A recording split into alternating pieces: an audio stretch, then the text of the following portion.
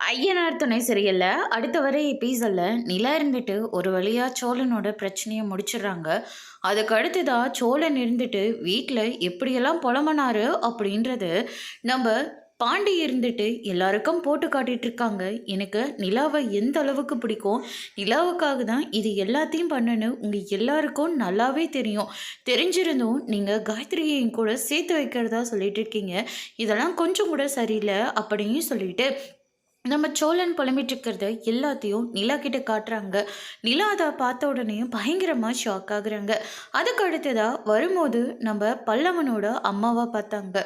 இந்த விஷயத்த இன்னைக்கு நம்ம கண்டிப்பாக அங்கிள் கிட்ட கேட்டே ஆகணும் அப்படின்னு சொல்லிட்டு நடேசன் கிட்ட போயிட்டு, நான் வர வழியில் பல்லவனுடைய அம்மாவை பார்த்தேன், உண்மையை சொல்லுங்க, அவங்க இங்கே தானே இருக்காங்க அப்படின்னு சொல்லிட்டு நிலா வந்து கேட்கவும், நீ யார் யாரையோ பார்த்துட்டு வந்து அவங்க தானா அவங்க தானான்னு சொல்லி கேட்டுக்கிட்டே இருக்க.